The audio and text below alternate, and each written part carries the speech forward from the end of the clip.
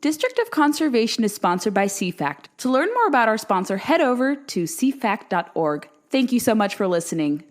Welcome to District of Conservation. I am your host, Gabriella Hoffman. This podcast offers a sober examination into all things hunting, fishing, shooting sports, energy, environment, and the public policy surrounding it. And this podcast also specializes in original interviews that you won't hear elsewhere. Here's what I have for you today. Here is part 2 of my Utah interviews for you listeners today. You caught my exchange with Andrew Sandstrom. We dived deep into a lot of things that were adjacent to our conversation for Conservation Nation, but now you'll get to hear from San Juan County Commissioner Bruce Adams. He is a former teacher and fifth-generation cattle rancher. Commissioner Adams has been at the center of the fight at Bears Ears, along with the rest of the Utah delegation. A lot of preservationists have dismissed him. They have misinterpreted his views on Bears Ears. I think in this exchange you'll find that he's largely supportive of Bears Ears, in line with the Antiquities Act, the smallest contiguous area, not this new iteration of Bears Ears.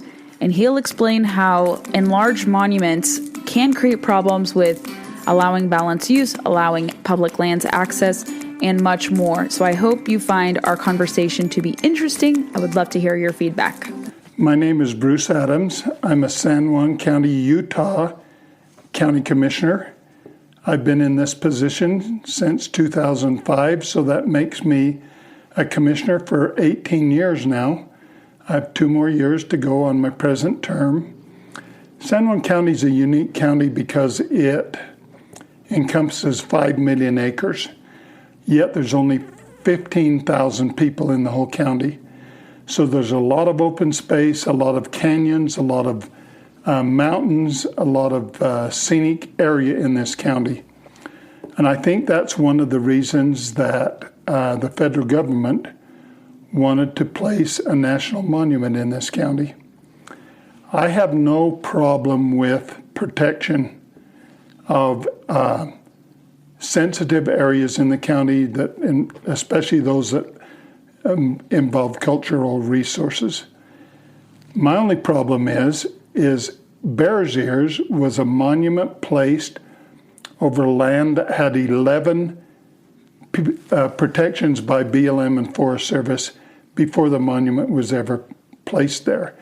So I think it was a misuse of the Antiquities Act to make such a big monument and protect things that really did not need protection, such as sagebrush, pinyon junipers, rabbits, squirrels, coyotes. All of these things really didn't need that kind of protection, yet a national monument using the Antiquities Act says that unique things need to be protected with the smallest amount of land possible to offer the protection. You're protecting almost 1.4 million acres, and there isn't that many unique things that weren't already protected. So I'm a little bit concerned with what the federal government is trying to do in my county. We only have 8% of our land out of 5 million acres that is private property. That means we can only tax 8% of the property in the county to provide services that people expect when they come here to see the monument or to see the cultural resources or visit the BLM and Forest Service lands. So if you place a monument in the county but don't give us any resources, the federal government doesn't provide any resources to protect the monument or offer the services needed. For instance, people get lost. They call our sheriff's office to come and find them. People get hurt, so they ask our ambulance service or our EMS to come and provide services to them. We have roads that get washed out in different kinds of climate events. They want the county to maintain the roads. They want all kinds of services in the county. The thing that bothers me the most is the lack of interpretive kiosks at the various sites, the lack of restrooms, the lack of parking, the lack of actual infrastructure needed at these iconic ruins that's just not happening. And so people don't know what to do there, so they just do whatever they want to do. Explain to my listeners what points of interest you showed us at Bears Ears during our trip with you there today. We went to Butler Wash Ruins, which is along Highway 95. It's a very well-developed ruin with lots of interpretation and with a protective barrier between where we look at the ruin and the ruin itself. And it's something that would be a great thing for the federal government to look at and then duplicate at all the other ruins that exist in the county. And talking about San Juan County, I think a lot of the narrative we've seen playing out in media is that people in San Juan County don't care about the area, that these outside interests come in and they know what's best concerning Bears Ears and the county writ large. How do you respond to people who say you don't care about what's happening here, even though you would like to see protections, obviously, for the sacred areas, the artifacts here in Bears Ears? But how do you respond to people who say that San Juan County and local Utah interests don't care about what's happening or misinterpret? Well, I think we're the greatest conservationists that there are because we have an agricultural background. We know what's important. We know which resources need to be protected. Just like cattlemen don't overgraze because they use public land and they come back to it every year. We don't want to see the cultural resources denigrated or harmed in any way.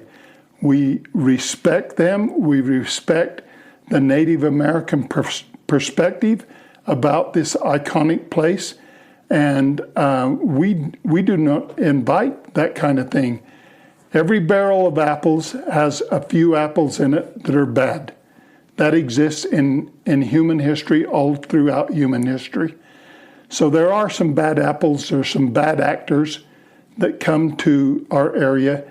But in general, the local people respect and do not denigrate the cultural resource. Talk about San Juan County.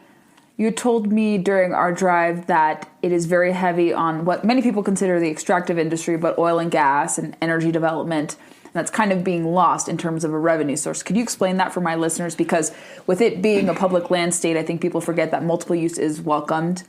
Generally speaking here, it's a part of a lot of local economy. So from the county perspective, what happens when you move away from that multiple use, even outside the confines of Well, back in the 1950s, we were one of the richest counties, if not the richest county in the state of Utah, because of the extractive industry.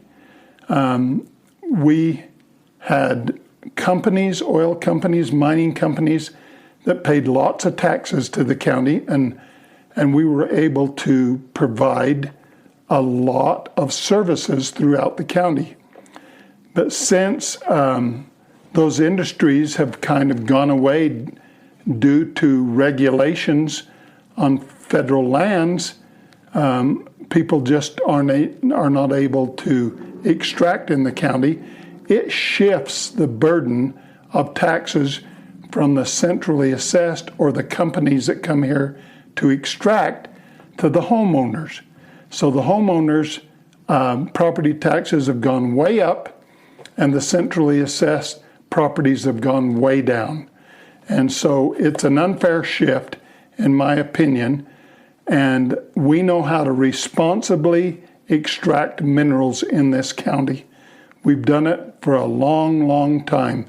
And just to say the extraction industry is bad for public lands is a false narrative.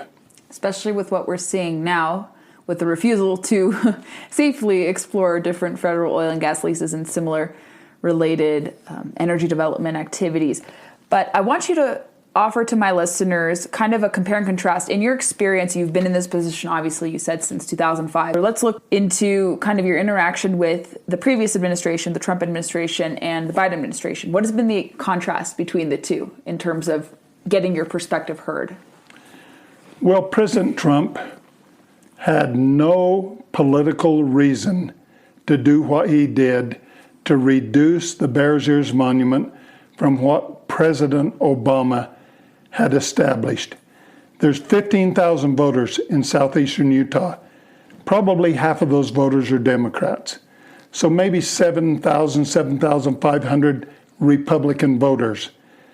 There is no political gain for President Trump to reduce the monument.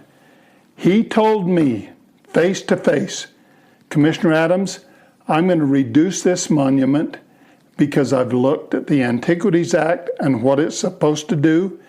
I've looked at the effects economically on the county that will happen because of this massive monument. I'm going to reduce it because it's simply the right thing to do. And that's what he did. And you had Secretary Zinke also visit the area too. You were recounting that experience that he came. Secretary Zinke came before President Trump came to reduce the monument.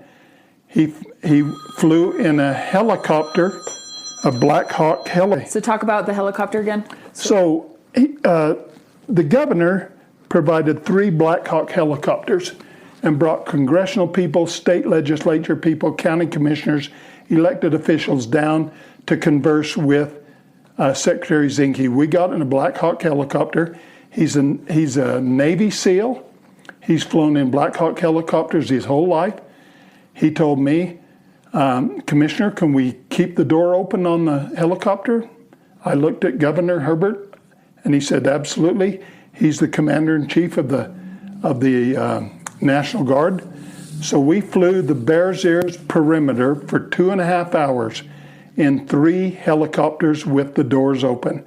We were 200 feet off the ground. We would stop at scenic places such as Bears Ears Buttes, Natural Bridges, Dead Horse Point, Canyonlands National Park. He wanted to stop and look at those closely. After that, the next day we went up on Bears Ears.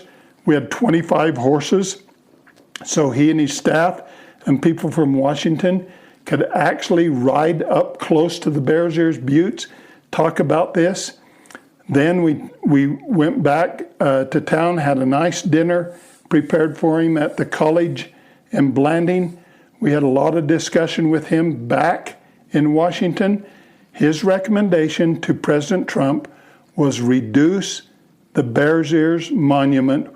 We're protecting things that already have protection or things that are not specific to the Antiquities Act.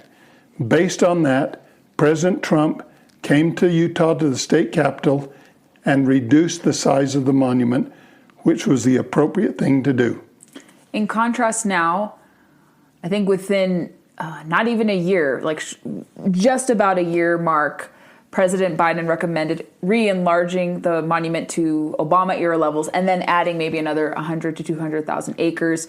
You were talking about how the new secretary came, she was cordial, but she already had made up her mind about what she wanted to do in their review of whether or not to resize Bears Ears. But has it been difficult to work with them? They just don't really care about the perspective, or they're just already having their mind made up in terms of... I think this is an extremely partisan issue with the Biden administration. They just wanted to undo everything that Trump had done during his entire administration, especially the Bears Ears Monument. They were catering to the environmental community who asked them to restore the Bears Ears Monument. The Native American tribes were being influenced a lot by the environmental groups. They were asking to restore the Bears Ears Monument back as large or larger than it had been. Secretary Holland played lip service to the county officials and acted like she was really exploring the idea. We knew from President Biden's campaign promises that he had promised to restore the Bears Ears Monument. We knew that Secretary Holland was here just to take comment for political purposes, not to really evaluate what was being done. And so we were not at all surprised that President Biden fulfilled his campaign promise and restored the Bears Ears Monument, adding additional lands to what President Obama had established before. It seems like the entire Utah delegation, though, is on board with challenging the re-enlargement of the National Monument. And I've heard chatter, and I think I've seen some articles come out saying that there is a legal challenge imminent. Do you know anything about that? Yeah, we've been told as county officials that the AG's office and the governor are preparing the legal challenge for the restoration of the Bears Ears Monument as we speak, if they've not already filed it. Interesting. And we'll definitely keep our listeners posted, and we'll be in touch to keep listeners clued in on Bears Ears. Are there any other issues affecting San Juan County as it relates to conservation or preservation policies that you're worried about, or things you are excited about? Maybe some positive stuff too, but any other issues, maybe like 30-30 or something like that, that can affect the area adversely? We're not so worried about 30-30 because 66% of our state is already controlled by the federal government. So we've already met the 30-30 demand. The thing that I'm concerned about now is the state institutional trust lands have sections all over the Bears Ears. In fact, they have 130,000 acres that they want to move out of the Bears Ears and move someplace else. I don't have a problem. I'm not against them moving those out of the Bears Ears Monument because really all they're able to do there is graze that property. But I am concerned that they move that property out of the county. I have solicited them to look at areas where extraction makes sense within San Juan County and to leave all 130,000 acres in the boundaries of the county, exchanging it for BLM lands so that settler land will be available for extraction, and that will restore our extractive economy in our county. Aside from Bears Ears National Monument, what else can visitors to San Juan County expect when they come here? What other draws are there? Well, I think we have 7 national monuments in the county. We have natural bridges. We have Rainbow Bridge. We have Hovenweep. We have Gooseneck State Park. We have Dead Horse Point. We have Canyonlands National Park. We have Newspaper Rock State Park. We have a multitude of places that you can visit in this county, and you can visit it and enjoy it and respect it. And so we welcome our visitors. We just want there to be a way for them to do it respectfully and honestly. What are some great resources that people can take away from this interview to learn more about the county, what's happening in Utah? Why don't you dispense on what are some good resources? Well, I would challenge everybody to go to their search engine and Google ruin sites or monuments or state parks on their Google search, and they will not only find photos of those, they'll find directions, they'll find all of the things that should exist in what am I trying to say?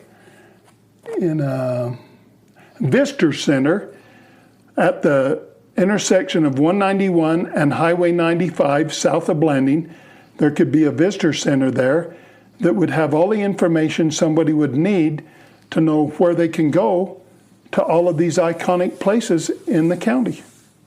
But a simple Google search, if people want to learn more about everything. Social media, there's probably some social media too, but we'll defer everyone to all the appropriate links. Commissioner Bruce Adams, it has been such a pleasure to tour Bears Ears with you, to see everything here in Bears Ears in San Juan County. It's beautiful. I haven't visited this part of Utah, so you gave us a grand tour, a really cool VIP tour, and we thank you so much for your perspective and speaking with us, not only for our video portion, but also here on my podcast as well. Well, thanks for coming, Gabriella. I couldn't have enjoyed you two ladies more than I did today, and I appreciate your interest in our county. Thank you. Thanks for listening to District of Conservation. I hope you enjoyed today's episode. If you haven't already, make sure you find us on your preferred podcast player. We largely circulate on Apple, Spotify, and countless others, but those are our two big podcast platforms we want to push. Make sure you're subscribed there, especially on Apple. If you like the podcast a lot, go leave us some reviews. We'd be more than grateful to get some 5-star reviews from you guys. Moreover, we are on Facebook, Instagram, and Twitter, and a little bit on YouTube. We don't populate there, but connect with us on social media. Find me personally on social media with blue check marks. Super easy to find, and I would love to hear your feedback and know who you'd like to see on the podcast. Thanks for listening to District of Conservation. Stay tuned for the next episode.